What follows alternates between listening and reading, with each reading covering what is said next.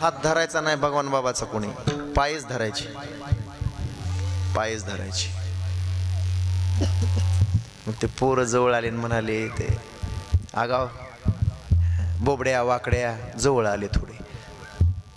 ते ज्याला बोलता येत नाही त्याला लय बोला वाटते, ज्याला ऐकू येत नाही त्याला लय ऐकावं वाटते, ज्याला दिसत नाही त्याला असं करू करू लय बघावं वाटते. बघा तुम्ही समाजामध्ये. गुरुजी ते बोबड्या जवळ आला आणि ते म्हणायला लागला, ए तुतना तुतना, ही माती तत्याला, ही माती तत्याला. कृष्ण म्हणला, आपण आता चोरी करायची.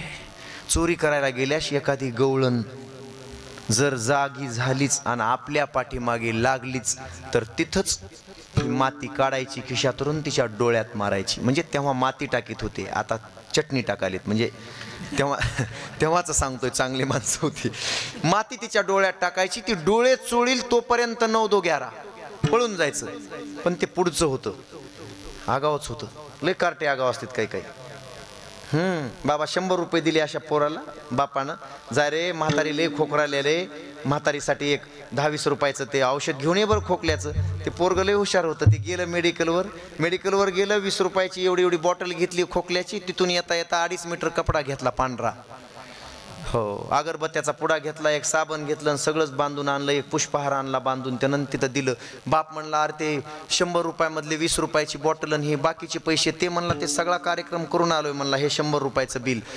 त्याच्या वडिलांना विचारलं, हे पांढरा कपडा कशाला, हे फुलाचा हार कशाला? नाही म्हणला, पप्पा हे औषध पाजवायचं, वाचली तर वाचली, मेली तर पुन्हा कशाला दुकानला जायचंय. सगळं ह्याला म्हणायचं आगाव कामे, आगाव कामे. काही ऐकीव कामे असतात, काही आगाव कामे असतात. ते जरा पुढचं होतं, कॅशिट पुढचं होतं, पुढचंच रानहानी काय बी केली. ते तुतना तुतना, त्यानं दौलन तोलीत बसल आणि दौलन जर त्यातमा घालून आली तर म्हणतात त्याला त्यातमा घालून. कृष्ण म्हणला, अरे चष्मा कशाला घालील, आताच्या दौलनी त्यातमात घालाल्यात म्हणजे. मग कृष्णानं सांगितलं, याच्याजवळ सराटे आहेत ना, जर ती त्यातमा घालून आलीच मातीनं नाही झालं तर तिच्या पायात हे सराटे फेकायचे. सराटे फेकले की पायात मोडतील. ते म्हणलं, मग ती चप्पल घालून आल्या तर होईल. अरे घरात चप्पल घालीत नसते. ते पेंद्या म्हणला, ह्या तदल्या दौलनी आता धलात बी चप्पल घालाल्यात. बुट घालून जेवायलेत आता, काही दिवसाला बुटात जेवतील. काय संस्कृती बिघडत चालली आहे. हो, चप्पल घालून आल्यात म्हणतात त्याला येतं. कृष्ण म्हणला, पुढचं रान हाणू नको. तेव्हाच्या गवळणी चपला घालून येत नव्हत्या. बर कृष्णा, अरे त्या मधुमंगल हे खडे कशासाठी रे? कृष्ण म्हणला, जर दूर आता माझ्या हाताला हे येणार नाही. जर एखाद्यानं लोणी वगैरे वर ठेवला असेल मडक्यामध्ये गाडग्यामध्ये तर आपला हात पुरणार नाही म्हणून खडा मारून बघायचा. टनकन वाजलं सोडून द्यायचं, भटकन वाजलं मग एकावर एक चढायचं, मनोरा करायचा आणि मग तिथं जाऊन ते काठीनं फोडायचं. काठी नाही पोहोचली तर खडा मारून बघायचा. यासाठी हे साहित्य लागतंय. मग चोऱ्या सुरू झाल्या. घर पाहुणी एकांताचे, नवविध नवनीताचे. एक एक घर पाहायचं असं बरोबर. दिवसभर त्याची प्लॅनिंग करायची आणि रात्री चोरी करायची. आणि मग कृष्णानं सगळ्यांना पोटभर खाऊ घालायचं. चोरी करून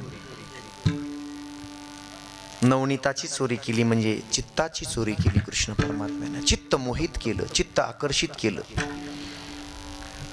एक घर. मग रात्री आमच्याकडे चोरी झाली. कधी चोरी होत नव्हती, पण अशा काही हुशार गवळणी म्हणायच्या, चोर दूरचा नाही, चोर जवळचाच आहे, तो पत्ता राखून चोरी करतो. तिसरी गवळण यायची, ती म्हणायची, चोर इतका हुशार आहे, चोर काही भुरटा नाही, चोर चांगल्या घरचा दिसतोय, चोर चांगल्या घरचा दिसतोय. कसं काय ग? तिनं सांगायचं, दारातले चपल चोरीत नाही, बॅगेतले पैसे चोरीत नाही, कपाटातलं सोनं नाणं चोरीत नाही, फक्त लोणी जातंय, फक्त लोणीन गेलंच तर दही दूध जातंय, दुसरी कशाचीच चोरी होत नाही. घरा आमच्या घरा जे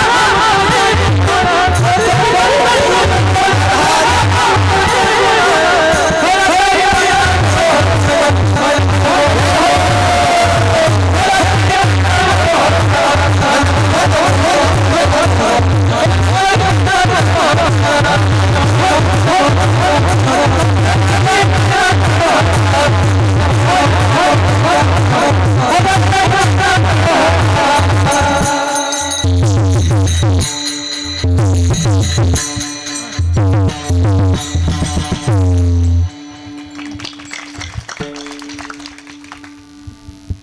महाराज हे जाऊ द्या, हे चुटके महाराष्ट्रासमोर. आवाज एकदा महाराजांचा. आमच्या घरी येतो, कशाची चोरी करतो? दह्या दुधाची, लोण्याची चोरी करतो. रात्री आला आमुच्या घरा, दारी निजला होता म्हातारा. ओलंडोनिया ताकाचा डेरा, फोडीला वा सैरा त्यावरी. ये गवळण ताळी म्हणली, माय 90 वर्षाचं म्हातारं थंडीत कुडकुडत बाहेर झोपील तर म्हणली त्याला, माझ्या सासऱ्याला. बाहेर, सासरे बाहेरच असते, बाहेर बाहेर झोपिलं होतं, बाहेर झोपिलं होतं. डेराच रात्री उचलला म्हणली, ताकाचा, शिळ्या ताकाचा, थंडगार, थंडीनं थंड झालेला, आणि त्या म्हाताऱ्याच्या डोक्यावर फोडला. का फोडला असेल? तेवढ्यात कृष्ण तिथून जात होता. ह्या गवळणी गप्पा मारित होत्या. ते कृष्ण म्हणला, गावात भगवान बाबांचा एवढा चरित्राची कथा आणि एवढा सप्ताह असताना तुझं म्हातारं दारात झोपलं होतं म्हणला, त्याला रोग आलता तिकडं न यायला म्हणून फोडला. गावात सप्ताह चालू असताना घरी झोपता? मग ते देव तसंच ताकाची डेरी फोडीत असते. बरोबर. बाबा चोऱ्या वाढल्या, चोऱ्या वाढल्या. गवळणींची चर्चा. पण एक प्रभावती नावाची गवळण होती, ती जरा उभ्या कानाची होती. तशी का बघायला माझ्याकडे? उभ्या कानाची. नाही लक्षात आलं? इकडे हे शब्द नाहीत का? आमचे गुरुवारी आदरणीय ज्ञानोबा माऊली महाराज लटपटे, हां लटपटे माऊली, ते सांगायचे, गोड सांगायचे. प्रभावती नावाची गवळण, उभ्या कानाची. उभ्या कानाची म्हणजे नवऱ्यानं पाया पडून सांगितलं तरीही तिच्या कानावर जुई सुद्धा होत नव्हतं. सासू सासरे पाया पडून राहिले तरी ती कधी कुणाचं ऐकत नव्हती. गावातल्या चांगल्या मंडळींनी सांगितलं तरी तिच्या कानावर ती गोष्ट जात नव्हती. ती कुणाचंच ऐकत नव्हती. महाराज तुम्ही कितीही सांगा तिला, बाई असं वागू नये, हिला म्हणायचं उभ्या कानाची. किती लोकांनी सांगून बघू द्या, अशीच करायची. माग फिरून कधी बघत नव्हती. माग फिरून, माय माय माझ्या बहिणी वा, जरा माग फिरून बघत जाऊ. त्या दिवशी बोललो मी थोडं, तुम्हाला वाईट वाटलं असेल. जरा माग फिरून बघत जाऊ, काय काय केलंय आपल्या सासू सासऱ्यांनी आपल्या या घरासाठी. आणि आपण आपल्या लेकराकडेही माग फिरून थोडंसं बघत जाऊ. त्याला सिंहावलोकन म्हणतात. सध्या माणसं कोल्ह्या कुत्र्यासारखे झालेत, अजिबात बघत नाहीत. ऐकणारे लोक सुद्धा तसलेच. गुरुवारी म्हणायचे, हो हे शब्द आमचे गुरुवारी सांगायचे, असे झालेत माणसं कुत्र्यासारखी. ऐकणारे माणसं. मी नाही बरं का, हे मी नाही म्हणत बाबा, मी मोठा नाही तेवढा, लय लहान तोंड आहे माझं. हां ते कुत्र्याचं कसं असते, दगड मारला, कुत्र्याला दगड मारला की ती जाऊन दगडाला असं करते, दगडाला. पण सिंह कसा करतो माहित आहे? दादा दगड मारला त्याला, ते दगड तिकडं पडलेला तिथं बघत नाही, दगड आला कुणीकडून, कुठून आला तिथं बघते, त्याला जाऊन फाडीते, त्याला जाऊन फाडीते. सिंहासारखा असावं माणसं. सगळ्या गवळणी एकत्र यायच्या. कोण असेल चोर, चोर पकडला पाहिजे. काही गवळणी म्हणाल्या, माय चोर गावातला आहे, चोर जवळचा आहे, मला तर संशय आहे त्या नंदाच्या कार्ट्या.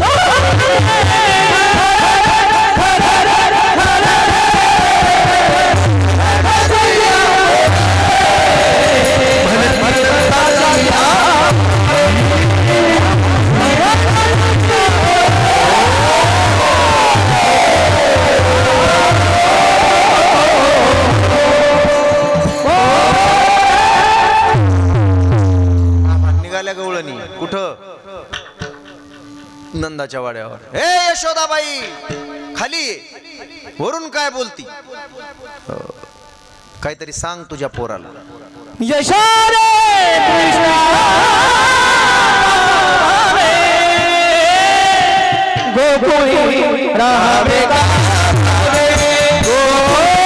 राहावे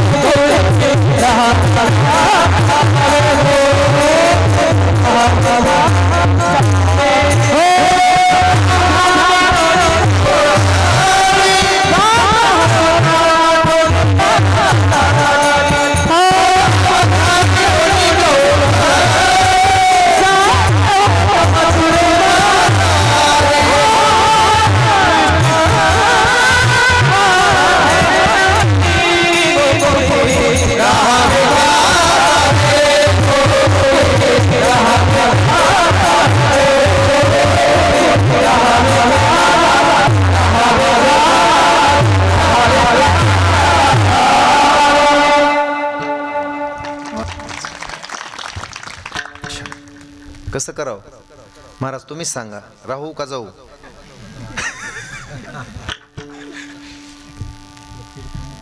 खरं सांगू का? खरं सांगू बाबा, या गावात जे प्रेम मिळालं मला 7 दिवसामध्ये, माझ्या माता माऊल्यांचं, माझ्या या बांधवांचं, माझ्या सगळ्या समाजातल्या लोकांचं जे प्रेम मिळालं ना संतोष महाराज, ह्या गादीवर बोलतोय मी, खरंच मला इथून जाऊ वाटत नाही.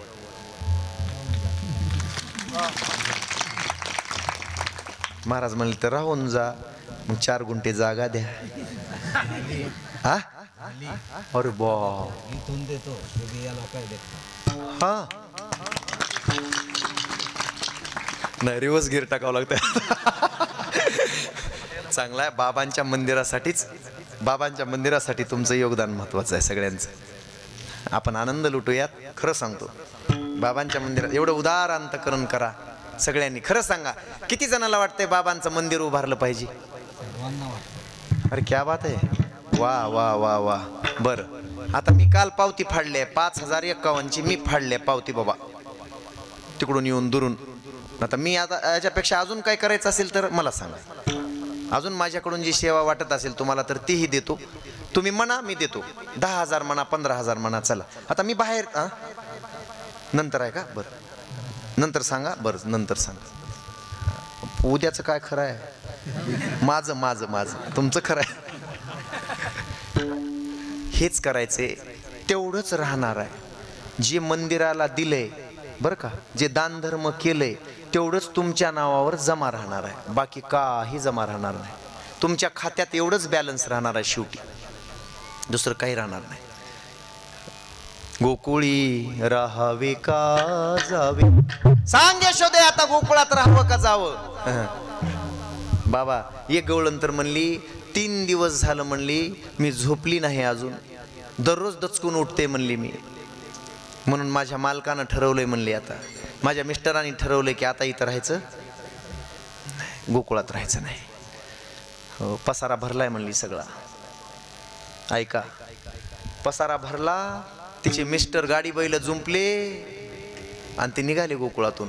गोकुळच्या बाहेर 1 किलोमीटर गेले, देवीच्या मंदिराच्या पलीकडं. तिथं गेले.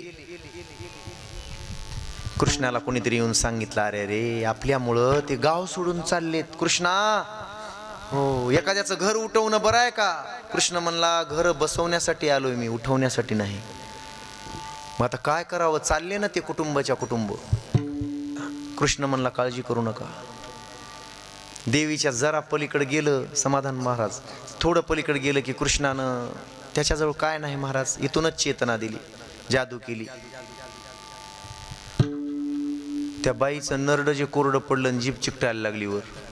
ती म्हणली, आता पाणी पाणी, आता वाचत नाही पाणी, आता काही खरं नाही माझं. ते म्हणला, जरा थांब, इथं गुरुजीची विहीर आहे म्हणला, आता जाऊन पाणी आणतो. त्यांनी ती कळशी घेतली, गाडीला बांधलेली, सोडली, विहिरीमध्ये गेला. ह्यानं तिथूनच चेतना दिली पाण्याला. जसा हे खाली उतरल तसं पाणी खाली जाऊ लागलं.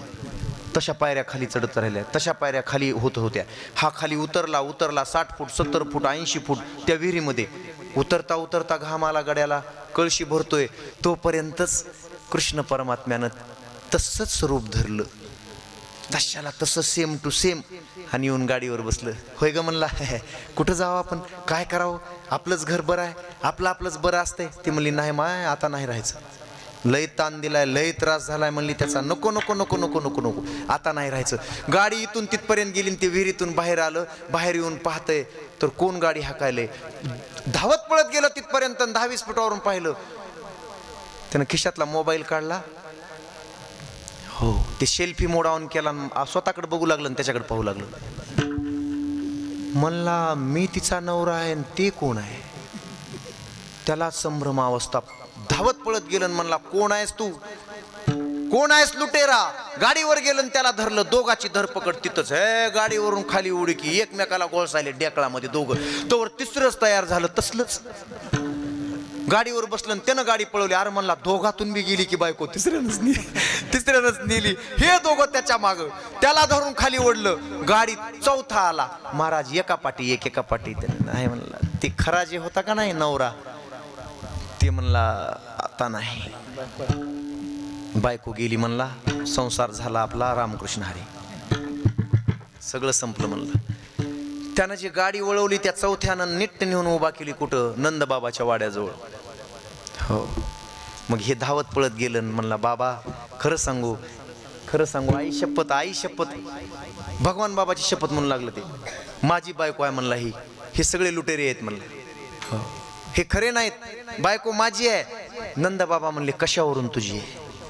आता त्या बाईला विचारलं, इकडे तुझ्या नवऱ्याची एखादी खून सांग. आयुष्यभर ज्याच्या सोबत संसार केलास त्याची एखादी खून माहित असेल की, काहीतरी खून असेल की. ती बाई म्हणली माझ्या नवऱ्याच्या पाठीवर इथं मोठमोठे 2 तिळ आहेत म्हणली, काळे काळे. घ्या रे म्हणले हे चौगाला मध्ये. नंदबाबा म्हणले काढा यांची शर्ट. पाहिलं त्याच्या पाठीवर जो तिळ होता का नाही, त्याच्यापेक्षा असे चमकदार तिळ ह्यांच्या पाठीवर होते सगळ्याच्या. कसा न्याय कसा करायचा आता, न्याय निवाडा कसा करायचा. त्या बाईला विचारलं दुसरी खून सांग आता, कुठली तरी सिम्बॉल, दुसरा कुठला तरी सिम्बॉल सांग, तो सिम्बॉल सगळ्यांनाच आहे. ती म्हणली माझ्या नवऱ्याच्या पायावर या पिंढरीवर एक मोठी जखम आहे म्हणली. नंदबाबा म्हणले घ्या रे मध्ये यांना. हो काढा ह्यांचे धोतर म्हणजे तेव्हाचे. पाहिलं तर सगळ्यांपेक्षा सुंदर, एकापेक्षा एक सुंदर त्या खुणा तशाला तशा होत्या. नंदबाबाला विचार पडला, हे काम अवघड आहे. नंदबाबा म्हणले माझी ही 20x30 ची विहीर आहे म्हणले, आता बाकीचं सगळं राहू द्या, सगळं असू द्या म्हणले, बाकीचं ही 20x30 ची विहीर आहे. ही 30 फूट जो इथून उडी मारील पलीकड त्याची बायको आहे म्हणले. ही ते खरं होतं, ते असं गळूनच पडलं खाली. चला एक काय झालं पडायला, त्यानं सांगितलं बायको गेली म्हणला. बाबा आता ते जे खोटे होते का नाही त्यांना 8 उड्या मारून पलीकडे गेले, तिकडच गेले, आणि हे तिथपर्यंत आलं उडी मारायला आणि तिथंच गळून पडलं म्हणला. नाही नंदबाबा म्हणले खरी याची बायको आहे, राजा असा असावा न्याय करणार. त्याला सांगितलं गाव सोडून जायचं नाही, आपल्या गावासारखं गाव नाही दुसरं, कुठे जातोयस. ही खोडी केली पण चोरीच्या खोड्या कमी होत नव्हत्या बाबा. घर बाहेर जाऊ दिलं नाही, तिथंच वसवलं आणि सगळे कंटाळले. यशोदेच्या दारात तरी किती वेळा जावं, आणि एका दिवशी सगळ्याच गवळणी मिळून यशोदेच्या दारात गेल्या आणि म्हणाले आता कसं करावं शेवटचं सांग यशोदे. तेव्हा यशोदा म्हणाली दररोजच गाराणी घेऊन यायलात, अगं येत असताना कधीतरी त्याला पकडून आणा. जर माझं पोरग चोर असेल तर त्याला पकडलं पाहिजे तुम्ही, रात्रभर जाग्या राहता मग काय करता. प्रभावती होती का नाही ती उभ्या कानाची, जिथून मी निघालतो बाबा, जिथून निघालतो तिथं आलोय.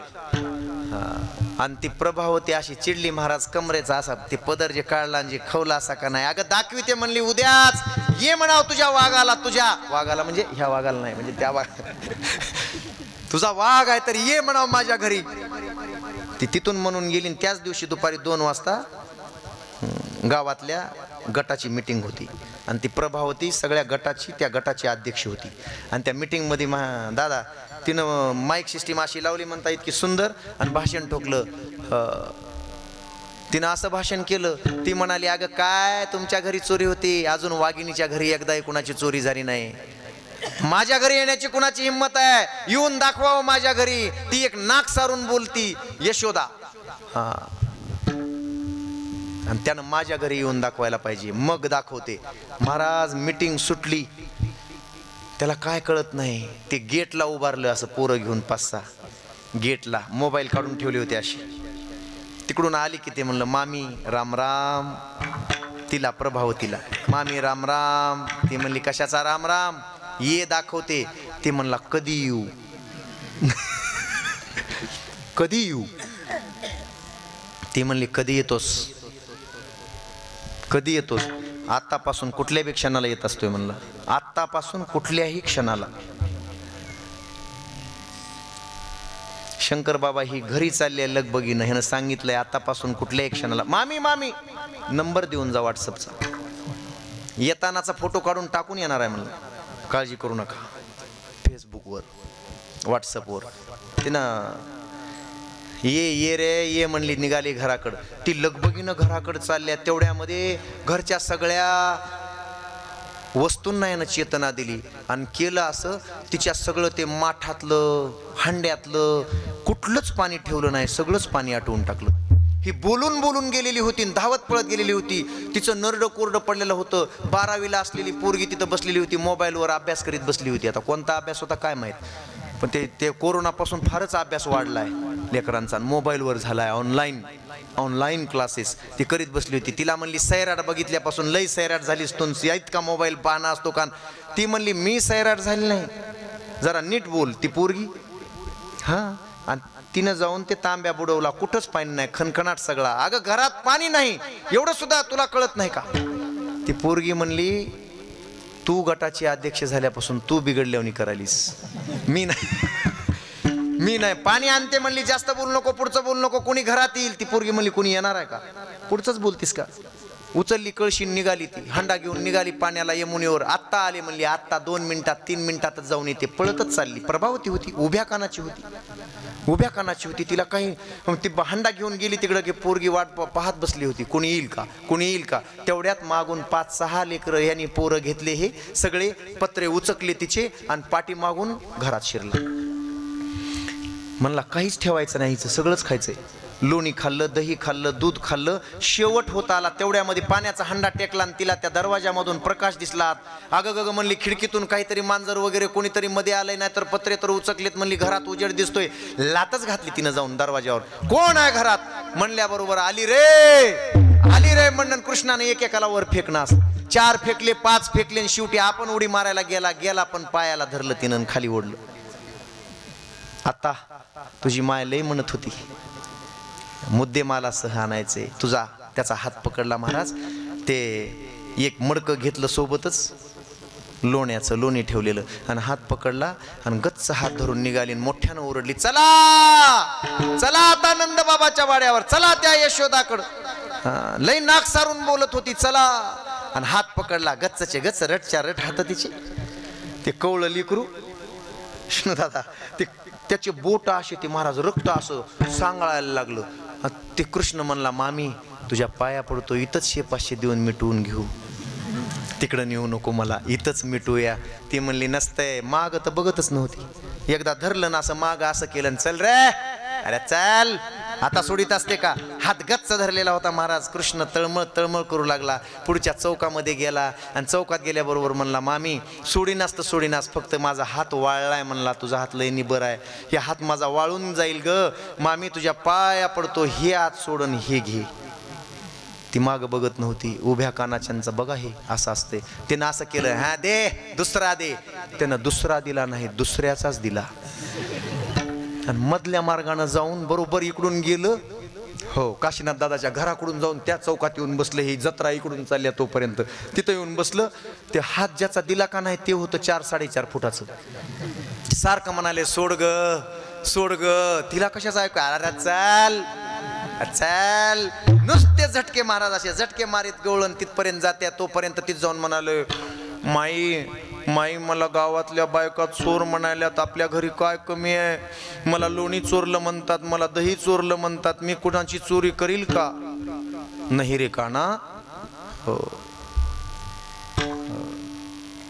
तू माझं बाळ आहे, सगुण गुणाचं काय कमी आहे आपल्याला? मला आता भात आणि दही दे ना आई. ते म्हणाले तिथं, आई तुझा माझ्यावर विश्वास आहे ना? हो रे बाळा, तुझ्यावर पूर्ण विश्वास आहे माझा बाळा. आईला लेकरू कसलंही असलं हा तर ती आई आहे. बोललो आपण त्या दिवशी 2 तास. आणि दहीन भाताचा काला दिला, लोण्याचा गोळा दिला आणि येऊन वसरीमध्ये पुढच्या पायरीवर येऊन ते थाटात असा पायावर पाय टाकून बसून सुरू केलं त्यांनी. तोपर्यंत ही जत्रा, त्याला माहित होतं, तोपर्यंत ही जत्रा आली. सगळे लोक असा समाज गच्च भरलेला. यशोदे मजल्यावर होती ती, उतर खाली आणि बघ कसं पकडलंय तुझ्या लेकराला. यशोदेनं वरूनच बघितलं, असं वरून पाहिल्याबरोबर म्हणली, ए प्रभावती, माझ्या लेकरावर काय आळ घेती ग? जरा पदर माग सारून. पहिल्या बाया म्हणजे पहिल्या त्या काळातल्या बाया, नवऱ्या सुद्धा, नवरी लग्नात सुद्धा आमच्या लहानपणी इतका पदर घेत होती. 3 दिवस कोणालाच तोंड दिसू देत नव्हती. पहिल्या सांगायलो, आता घेऊ नका, राहू द्या, म्हणजे तेव्हाच सांगायलो. ते असे पदर होते बायकांचे. आताही मारवाडी समाजामध्ये असते बघा, तसे पदर होते. तिनं पदर थोडा माग सारला दादा. पदर माग सारल्याबरोबर दरवाज्यात ते म्हणाले, मामी राम राम. महाराज ते हाता असा होता का नाही धरलेला, आणि दुसरा हात असा, दोन्ही हात खुळेच झाले तिची. असेच करू लागली ती, अशी पूर्ण अंगावरून निकामी झाला तिचा हात. आणि मग मान अशी हल्लाली, इकडे एकदा, इकडे एकदा, इकडे एकदा. हे काय झालं? असं कसं शक्य आहे? असं कसं शक्य आहे? अशी बघत होती. लोकांनी तोंडावर पाणी मारलं, हिला काय झालं असं करायला? पाणी मारलं तोंडावर, थोडी सावध झाली. सावध झाल्यास त्या हाताकडे बघितलं आणि इकडं बघितलं.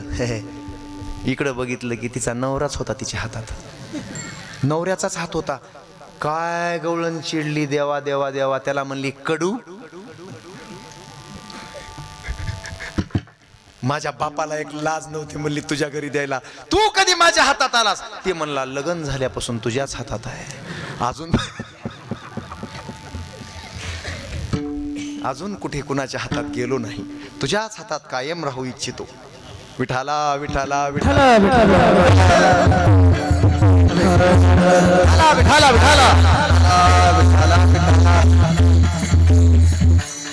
असं होतंय, झालं हे असं होतंय.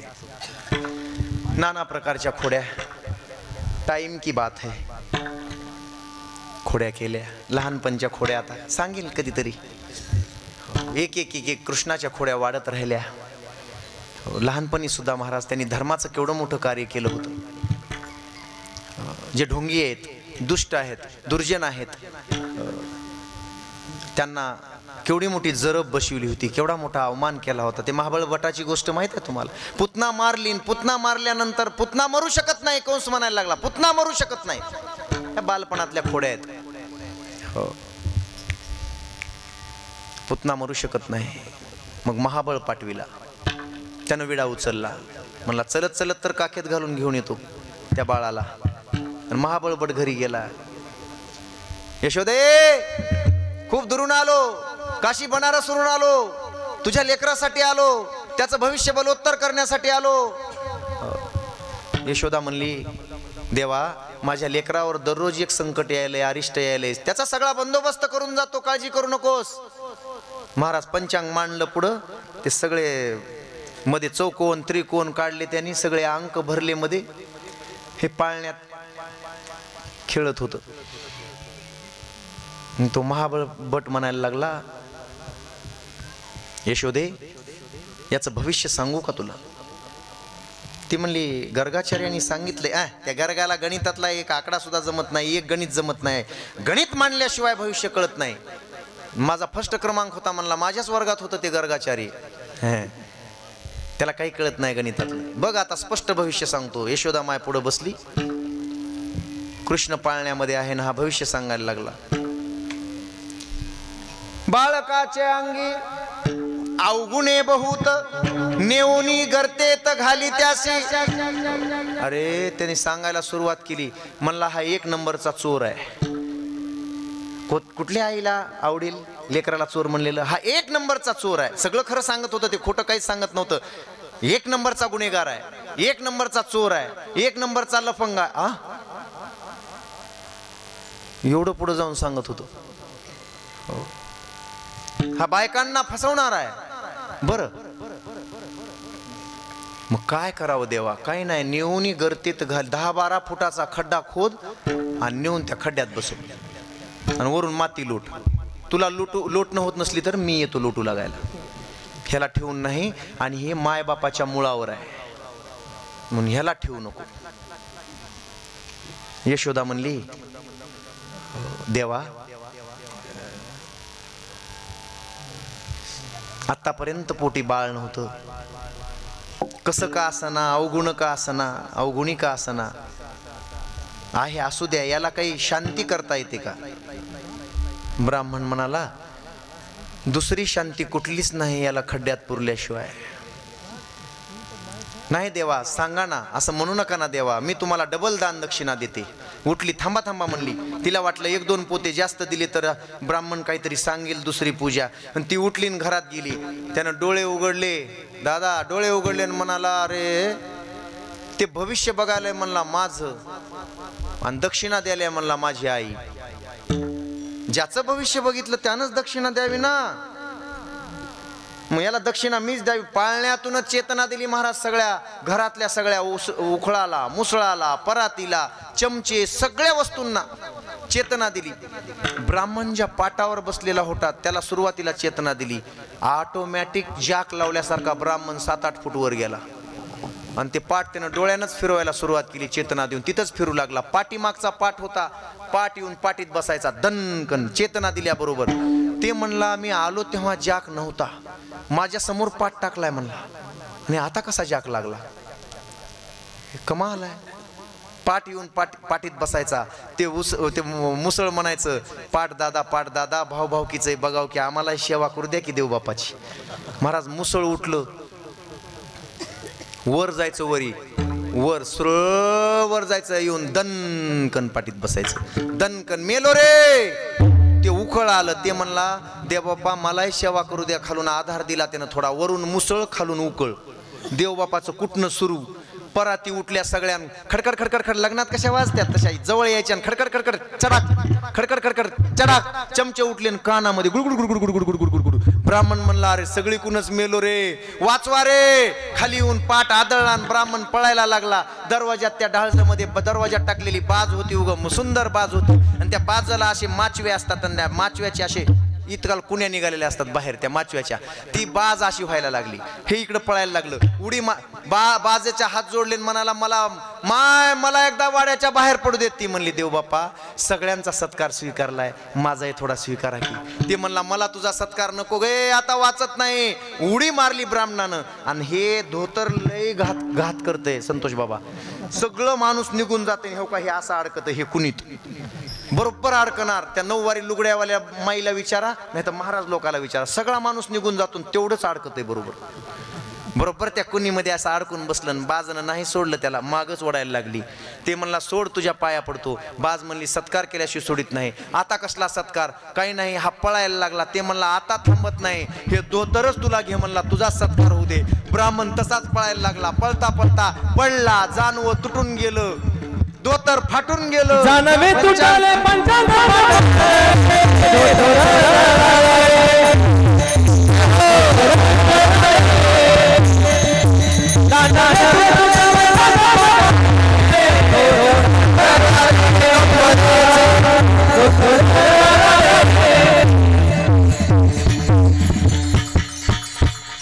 मेंढगावात सगळ्या ह्या सासा ह्या 9वारीतल्या सासा वट्यावर बसलेल्या. माय गे, कडूला लाज आहे का ग? कसा रस्त्यानं पळायला, पळत सुटलं ना ती गावातून रस्त्याने. हो, असला माणूस नाही माय बघितला. माय लाज नाही, बिनइज्जती. त्या जुन्या बाया तशा म्हणायला लागल्या. आणि मग घरातल्या सुना बाहेर आल्या, नवीन सुना. सासू काशी बोलायल्या, सगळ्यांच्या सुना बाहेर आल्या आणि बघायला लागल्या दरवाजातून. आणि सुना हसायला लागल्या. ते सासा त्या म्हणल्या, ए तुम्हाला तरी लाज आहेत का? नागवा पळालाय ते तुम्ही हसायला. त्या सुना हुशार होत्या, फिरलेल्या होत्या जरा शहरामध्ये, मुंबई पुण्याकडून आलेल्या. त्या म्हणल्या, सासूबाई ते असं नाहीये सासूबाई, हे काय आहे, हा जैनाचा देव आहे, हा असाच पळतो ना. असंच दर्शन करायचं असं.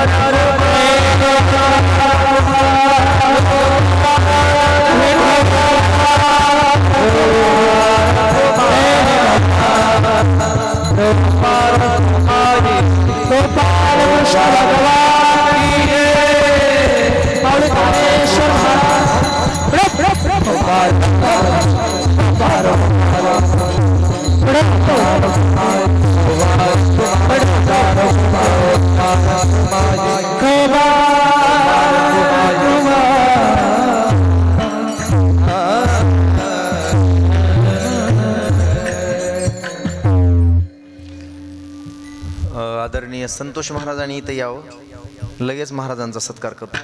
नाही नाही, या या, माझ्यातर्फे झालं नाही, मला घातला की हारात. बरं फोटो काढू द्या मला. या या या या या.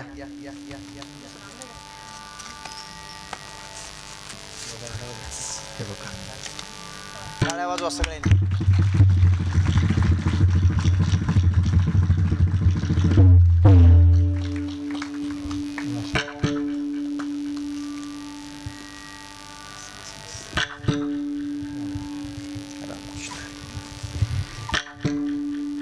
संतोष महाराजांबद्दल एक वाक्य बोलू का?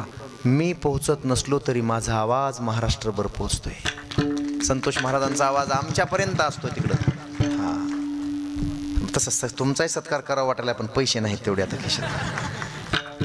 पुढच्या वेळी नाना प्रकारच्या खोड्या केल्या आणि मग गाराणे अधिकच यायला लागले. तेव्हा यशोदाबाई म्हणाल्या की गावातली शाळा बंद झाली, तुझी अंगणवाडी संपली, उद्या जाई राना सवे घेऊनी गोधना. आणि मग रानात गेले. रानात गेल्यानंतरही खोड्या चालूच होत्या. रानात गेल्यानंतर छोटी छोटी गैया, छोटे छोटे ग्वाल, छोटोसो मेरो मधुपाल, छोट्या छोट्या गायी, छोटे छोटी वासरं, ती खांद्यावर घेतलेली कांबळी, ती घोंगडी आणि शोभून दिसणारा कृष्ण, डोक्याला आईनं मोरपीस लावलेलं, एक बासरी घेऊन दिलेली, बासरी इथं खोलेली आणि तो कृष्ण परमात्मा त्या वृंदावनामध्ये धेनू चारताना चराचराला मोहित करीत होता, चराचराला वेड लावित होता. गायी चारल्या, गायी जगल्या आणि गायी कदंबाच्या झाडाखाली बसल्या की मग सगळेजण उठायचे आणि वेगवेगळ्या प्रकारचे नाना प्रकारचे खेळ खेळायचे. हे हा मामा पोरा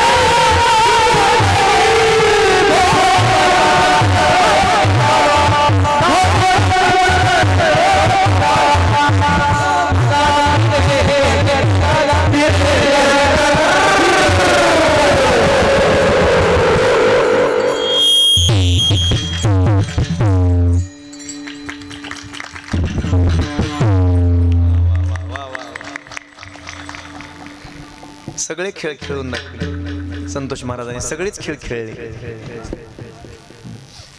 विटी दांडू, चेंडू, लगोरी, टिपऱ्या, क्रिकेट, तेव्हाचे खेळ आहेत ते. सगळे खेळ खेळले. कुस्ती, हमामा, आटापाट्या, हे आताच्या पोरांना माहिती नाहीत काही खेळ.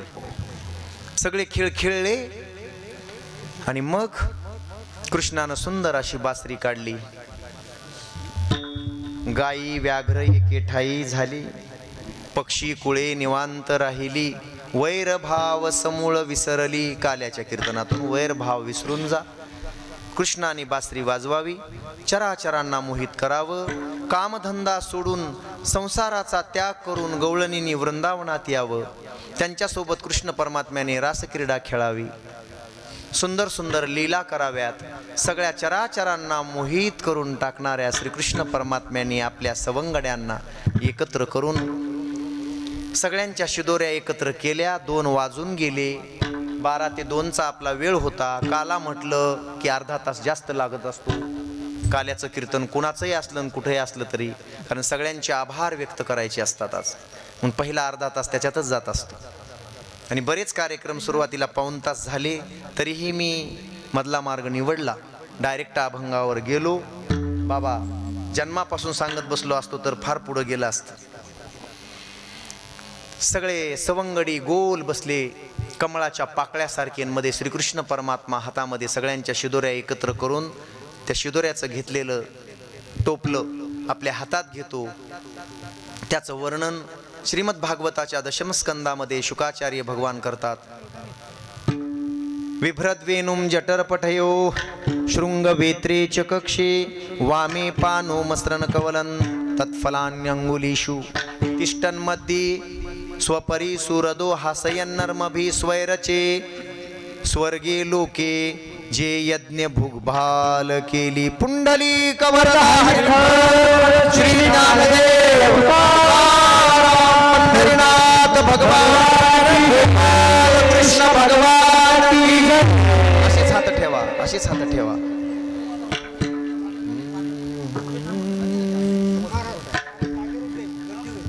नाही नाही, हे पंक्तीला देऊ आपण काला. आता फक्त विनेकऱ्याला देऊ आणि पंक्तीला हे टोपले सगळ्यांना काला मिळेल. हो, कारण तुका म्हणे काला वैकुंठी दुर्लभ, विशेष हा लाभ संत संगे. हात कोणी कोणी खाली केलेत? बर. विशेष हा लाभ संतांच्या म्हणजे श्री संत भगवान बाबांच्या संगतीत परमात्मा काला तुम्हाला मला स्वतःच्या हाताने आज देतोय असं समजून काल्याचा प्रसाद ग्रहण करायचा. सगळ्यांनी एकदा गोड भजन करायचं त्या परमात्म्याचं. श्री कृष्ण गोविंद हरे मुरारे, हे नाथ नारायण वासुदेव. बोला हरे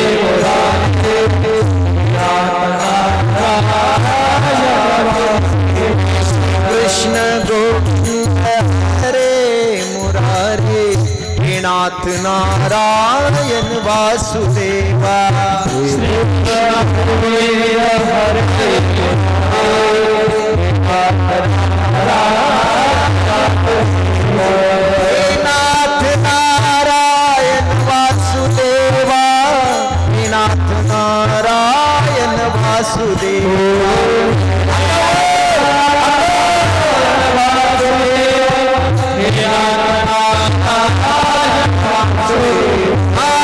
नाथ नारायण वासुदेवा, नाथ नारायण वासुदेवा.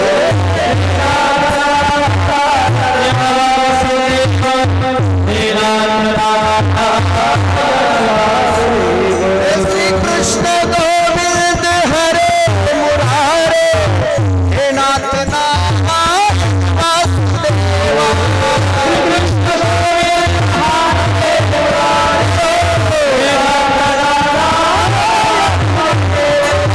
कृष्ण गोविंद